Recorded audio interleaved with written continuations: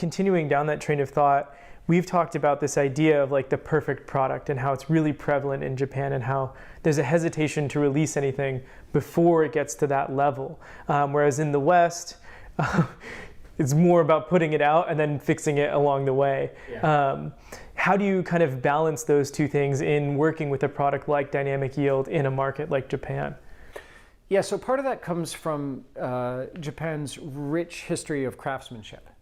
If you look at a kimono, for example, it's perfect, it's exquisite. And to make a kimono, it starts with how to properly raise silkworms, and then this incredibly long process, or how to correctly forge a beautiful samurai sword, or something like that, or how to take the concept of the automobile and miniaturize it and make it more and more efficient until it's something that's practical enough to keep going into the 21st century. That is like the epitome of Japanese craftsmanship and this mastery of tangible items and processes applied to making tangible items. And that entire business model is around, let's get it as perfect as we can before we release it to the market, and then we'll get market feedback, and to keep it fresh, we'll add a little bit to it. Maybe we'll change a little bit. We'll change the color, or this slightly change it, slight iteration, and we'll keep slightly iterating it in this Kaizen process to make sure we are making some progress and the market is still responding well. But today's world is very different because it's moved into this intangible world where so much of our work and our life is now in the digital sphere. And it's because of the whole COVID-19 phenomenon that we're going through right now. Almost everybody's work now is touched by digital in some way. You're having to remote work or telework, or you're having to change your work processes in some way. My workflow at Dynamic Yield is almost like 90% online now. And it probably always could have been, but now it makes sense for it to be. But to really get good at that, there's a huge mind shift that's necessary. And I think it's very difficult for the Japanese market to go from that comfortable world of tangibles into the intangibles. I think it's difficult because it's never perfect. It's so sort of amorphous and like this sort of cloud concept. Like, what exactly is software? You can't actually touch every aspect of it.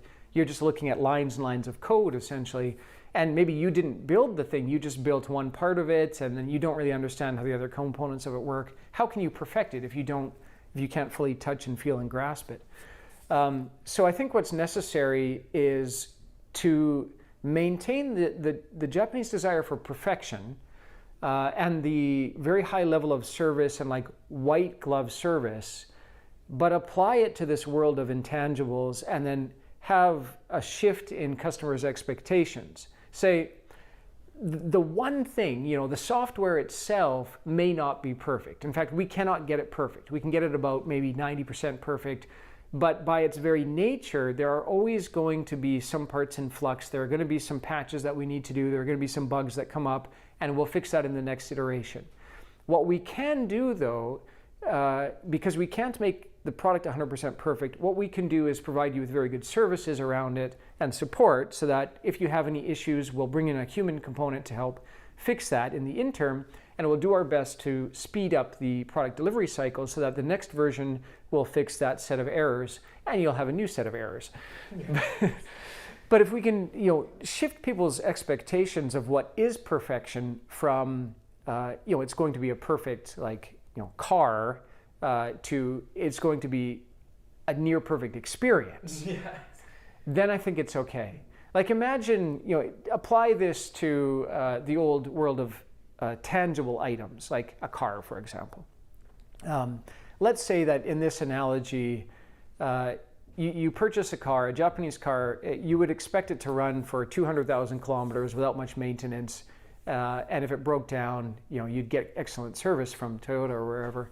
But you would expect the car to go a long way without breaking down. Let's say that in the new world, You just have to live with the fact that the car is going to break down constantly, but it's almost as if the support technicians are following behind you in another car, and every time it breaks down, they're going to be like, okay, yep, move your stuff over here and we'll drive you for a while. Okay, now your car's fixed, we'll shift you back over here.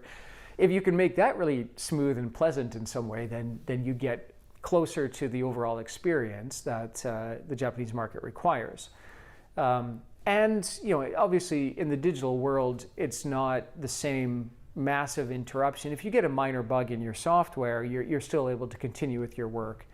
So we have to get used to this new world of rapid iteration, rapid change, and more intangibles. Yeah.